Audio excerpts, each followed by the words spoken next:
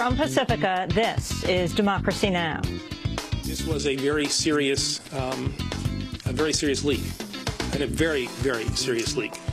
I've been a prosecutor since 1976, and I have to say that this is among, if not the most serious, it is within the top 2 or 3 most serious leaks that I've ever seen. It put the American people at risk. Spying on reporters and cracking down on whistleblowers. Attorney General Eric Holder defends the Justice Department's decision to seize the work, home, and cell phone records used by almost 100 people at the Associated Press.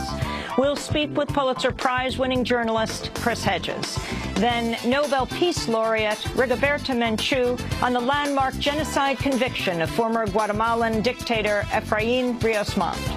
Pues es un día muy grande para Guatemala, muy grande para... It's a very big day for Guatemala. It's a very big day for those of us who have defended our lives in difficult circumstances, very painful circumstances of great isolation, of exile. It looks like our period of pain is ending because we hope that from now on we will be accepted by Guatemalan society in our polarized society, the society that carries the burden of past genocide on their backs. We'll speak with Rigoberta Menchú in Mexico City and investigative journalist Alan Nairn just back from Guatemala City. All that and more coming up.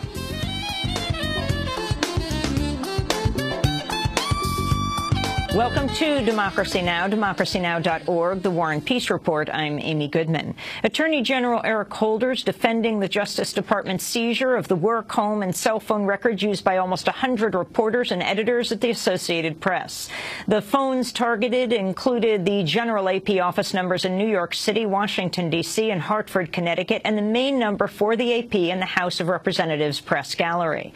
The action likely claim is part of a probe into the leaks behind an AP story on the U.S. intelligence operation that stopped a Yemen-based al-Qaeda bombing plot on a U.S.-bound airplane.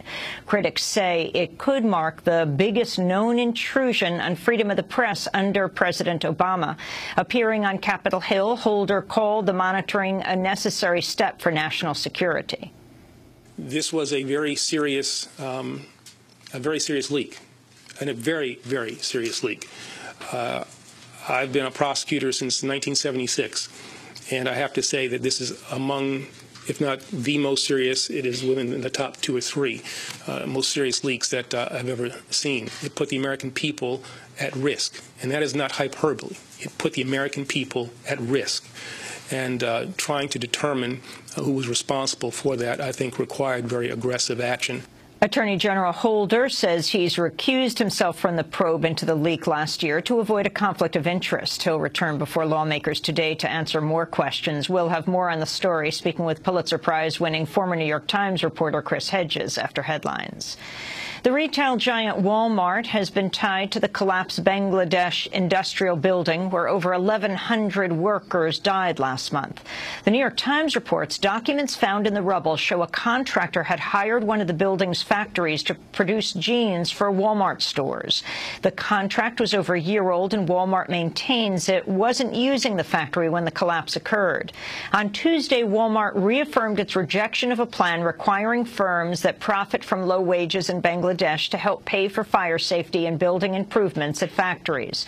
Walmart says it's conducting its own safety review of its Bangladeshi factories and will post the results in 6 months. On Tuesday, 6 more companies, including Carrefour, Marks & Spencer and El Corte Inglés, signed on to the plan, which requires companies to conduct independent safety inspections, pay for repairs, and end dealings with factories that refuse to improve safety.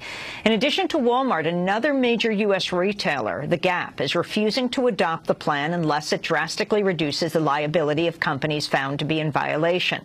In response, the Workers' Rights Consortium, an independent monitor, said, quote, Gap's demand is that the agreement be made unenforceable and therefore meaningless. Russia's expelled a U.S. diplomat who it says is a CIA spy. The official, Ryan Fogel, worked in the U.S. Embassy in Moscow in a low-level position. Russian officials say he was detained after trying to recruit a Russian intelligence officer with cash and a letter offering up to $1 million a year. In a statement, the Russian Foreign Ministry said, quote, while our 2 presidents have reaffirmed their willingness to expand bilateral cooperation, such provocative Cold War-style actions do not contribute to building mutual trust, unquote. quote. The U.S. has not denied Fogel worked for the CIA.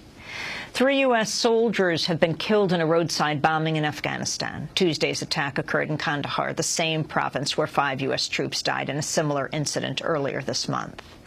Minnesota Governor Mark Dayton has signed into law a measure making his the 12th state to allow same-sex marriage. Dayton signed the bill in front of thousands of supporters outside the state capitol in St. Paul. Since then, our country's most important progress has been to extend those equal rights and protections to everyone. That progress has often been difficult, controversial, and initially divisive. However, it has always been the next step ahead to fulfilling this country's promise to every American. So it is now my honor to sign into law this next step for the state of Minnesota to fulfill its promise to every Minnesotan. Minnesota's same-sex marriage law will take effect in August. The U.S. Army Coordinator of Sexual Assault Prevention at Fort Hood, Texas, is being investigated for sex crimes. The unnamed Sergeant First Class is accused of pandering, abusive sexual contact, assault, and maltreatment. He's the second man in the military sexual assault prevention effort to be accused this month. The head of the Air Force Sexual Assault Prevention and Response Office, Lieutenant Colonel Jeffrey Krasinski, was charged with sexual assault for groping a woman in a Virginia parking lot last week. Democratic Senator Elizabeth Warren of Massachusetts has asked top government officials to explain the absence of Wall Street prosecutions. In a letter to the Securities and Exchange Commission, the Justice Department, and the Federal Reserve, Warren questioned the government's preference for reaching settlements with big banks accused of financial wrongdoing instead of holding them to account in court. Warren writes, quote, "If large financial institutions can break the law and accumulate millions in profits, and if they get caught settled by paying out of those profits, they do not have much incentive to follow the law," she said. A series of strikes by fast food workers nationwide is spreading today to Milwaukee. Workers are walking off the job in a call for a $15 an hour wage and the right to unionize without intimidation. Milwaukee's the 5th city to see a fast food workers strike in 6 weeks, following Detroit, St. Louis, Chicago, and New York. A number of undocumented immigrants were arrested in Illinois Tuesday after protesting in front of an immigration jail. Organizers say the rally at the Broadview detention facility was held to demand an immediate end to the record-high deportations under President Obama. Protesters blocked a road in front of the jail by joining themselves together with pipes, chains, and locks. The former head of Hispanic outreach for the Republican Party in Florida has announced he's switching parties to the Democrats. In a statement, Pablo Pantoja said, quote, "It doesn't take much to see the culture of intolerance surrounding the Republican Party today.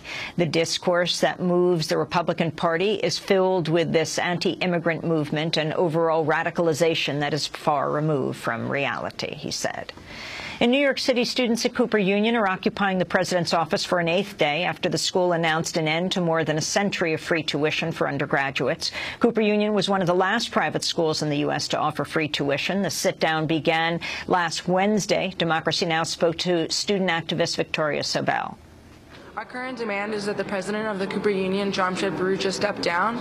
We have unfulfilled demands from the previous actions, which include a change in governance, including new faculty and student representation and voting rights on the board, and reaffirmation of the mission statement of the school, which includes the full tuition scholarship. My message to other students in this country is that occupation of institutional space should definitely be very firmly on the spectrum of possibilities in a diversity of tactics campaign. Months of protests, high schools in Seattle, Washington will no longer have to issue standardized reading and math tests. The school district says the measures of academic progress, or MAP test, is now optional for high schools, but those refusing it must find another way to gauge student performance. In January, teachers at Garfield High School began a boycott of the test, saying it was wasteful and being used unfairly to assess their performance. The boycott spread to other schools, with hundreds of teachers, students, and parents participating. Actress Angelina Jolie has revealed she recently underwent a double mastectomy after finding out she had a roughly 87% chance of developing breast cancer. In an op-ed for the New York Times, Jolie writes, quote, "I hope that other women can benefit from my experience. Cancer is still a word that strikes fear into people's hearts, producing a deep sense of powerlessness. But today it's possible to find out through a blood test whether you're highly susceptible to breast and ovarian cancer and then take action, she wrote. The test revealing Jolie had a mutation in a gene called BRCA1 or breast cancer 1 cost more than $3,000. The firm Myriad Genetics owns patents on BRCA1 and a similar gene, BRCA2, meaning it has the authority to stop all research on the genes and is the only company that can conduct the test. The ACLU argued against these patents before the Supreme Court earlier this month, and a decision is expected in June. And those are some of the headlines. This is Democracy Now!, democracynow.org, The War and Peace Report. I'm Amy Goodman. And I'm Nermeen Sheikh. Welcome to our listeners and viewers around the country and around the world.